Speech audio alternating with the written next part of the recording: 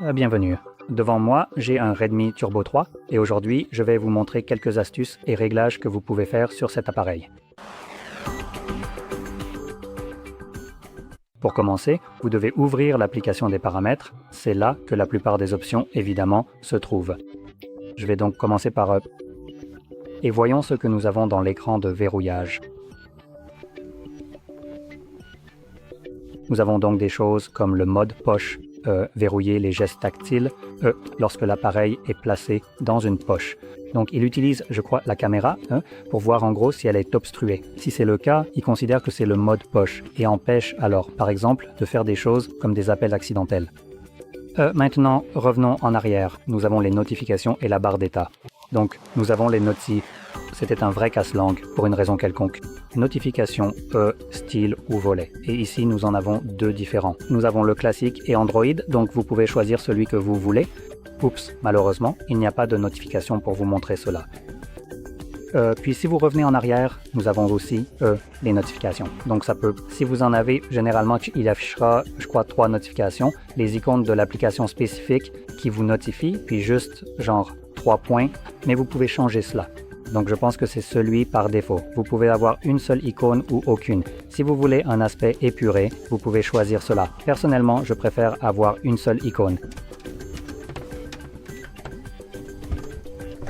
Désolé pour ça. Ensuite, plus bas, nous avons l'indicateur de batterie. Cela vous permet de choisir comment la batterie est affichée.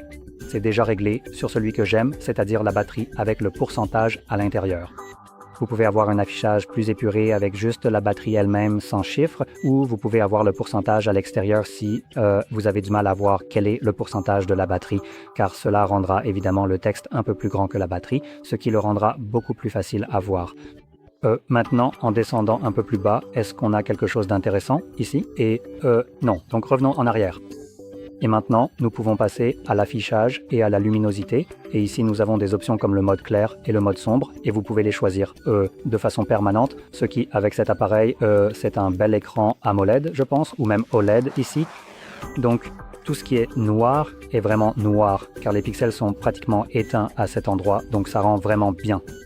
Mais vous avez aussi la possibilité de le configurer pour qu'il passe automatiquement du mode clair au mode sombre en fonction de l'heure de la journée. Donc passons en mode sombre. Je pense qu'il faut faire ça puis choisir entre du coucher au lever du soleil ou selon une minuterie personnalisée. C'est donc une bonne option si vous aimez le mode sombre, mais seulement, par exemple, pendant la nuit. Nous avons aussi des choses comme le mode plein soleil qui ajuste la luminosité en fonction d'une lumière ambiante plus forte. Je ne me souviens plus exactement de la luminosité maximale de cet appareil, mais si je me rappelle bien, c'était assez élevé. En général, la plupart des appareils qui atteignent par exemple 3000 nits ou quelque chose comme ça n'affichent pas 3000 nits en permanence, car ce serait trop lumineux pour une utilisation en intérieur. Donc même lorsque vous le réglez, par exemple ici, sur la luminosité maximale, ce n'est pas la véritable luminosité maximale de l'appareil, la luminosité que l'appareil peut réellement produire. Donc ce que permet le mode en plein soleil, c'est essentiellement de pousser la luminosité au maximum. Et encore une fois, ce n'est pas efficace pour l'instant. Comme vous pouvez le voir, même en l'activant, cela ne change pas grand-chose. Mais il produira une luminosité plus élevée lorsque vous sortirez et que la caméra détectera par exemple qu'il y a un soleil éclatant dehors en été. L'écran augmentera alors sa luminosité, mais seulement par courte période. Donc, il ne restera pas en permanence à cette luminosité, même si vous êtes constamment dehors. Après environ 1 minute, il va réduire la luminosité car il pourrait simplement ne... Si vous faisiez fonctionner cet écran en permanence à la luminosité maximale, cela pourrait griller les pixels, car les écrans OLED ont tendance à brûler. Donc, il évite cela en ne vous offrant que de courtes périodes de forte luminosité. Maintenant, en descendant plus bas, nous avons des éléments comme le taux de rafraîchissement et il est réglé par défaut ou nous avons aussi le mode personnalisé. Par défaut, je recommanderais le mode par défaut car ce sera la meilleure option pour la majorité des gens qui aiment avoir un défilement fluide lorsqu'ils naviguent vers le haut ou vers le bas. Mais si vous ne voyez pas vraiment de différence entre 120, c'est-à-dire lorsque vous faites défiler vers le haut ou vers le bas, et 60, alors je vous recommanderais de le régler sur 60, car cela vous offrira une meilleure autonomie de batterie. Mais pour tous les autres qui voient une différence lorsqu'ils font défiler vers le haut et vers le bas entre 120 et 60, je recommande le mode par défaut, car cela permettra d'utiliser ces deux modes en même temps.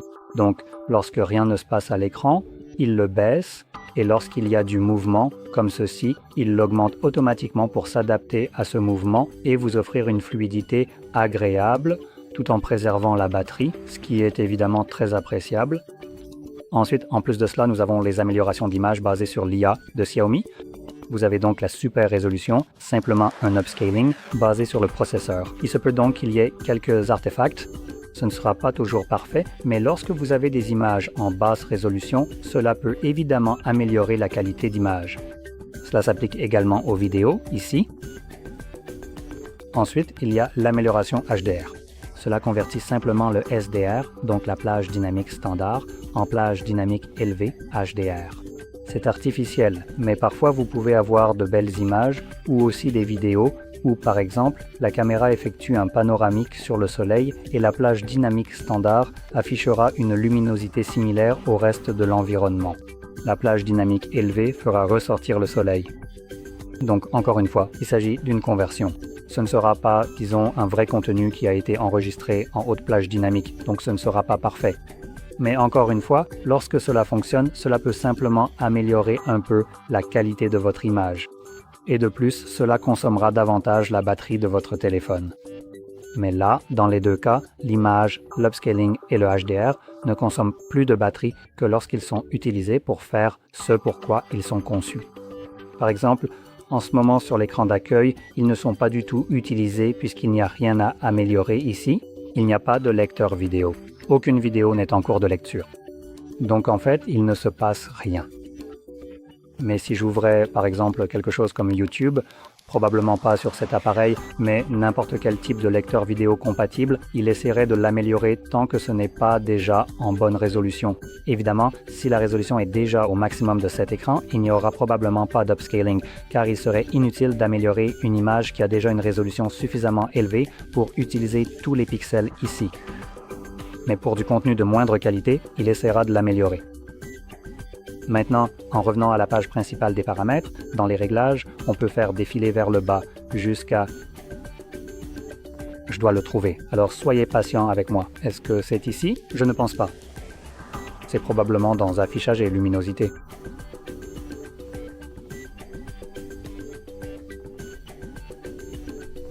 Bon, maintenant je ne le trouve plus.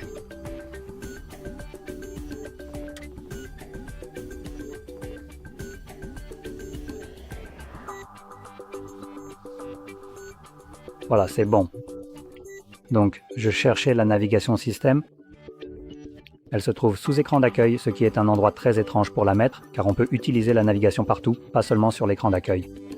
Donc ici, vous pouvez appuyer dessus et vous voyez que nous avons la navigation par geste et la navigation par bouton. Vous pouvez aussi changer la position des boutons retour et applications récentes si vous préférez les boutons eux-mêmes, mais que vous êtes perturbé par leur orientation inversée. Vous pouvez les inverser ici, comme vous pouvez le voir, un petit changement rapide. Mais personnellement, je préfère les gestes. Donc une fois activé, cela fait simplement disparaître les boutons, ou les enlève et vous donne cette petite barre ici, que j'aime aussi personnellement supprimer. On peut cliquer ici sur cette case à cocher, ce qui masque la barre de geste, conservant la même fonctionnalité. Glisser vers le haut pour aller à l'accueil, glisser depuis les côtés pour revenir en arrière, ou glisser vers le haut et maintenez pour accéder aux applications récentes. Et comme vous pouvez le voir, cela donne un aspect très propre et soigné à l'appareil. Cet appareil a un incroyable rapport écran-corps, donc cela rend encore mieux sur ce téléphone. Mais dans tous les cas, cela conclura les astuces et réglages que je voulais vous montrer. Donc si vous avez trouvé cela très utile, n'oubliez pas de liker, de vous abonner et merci d'avoir regardé.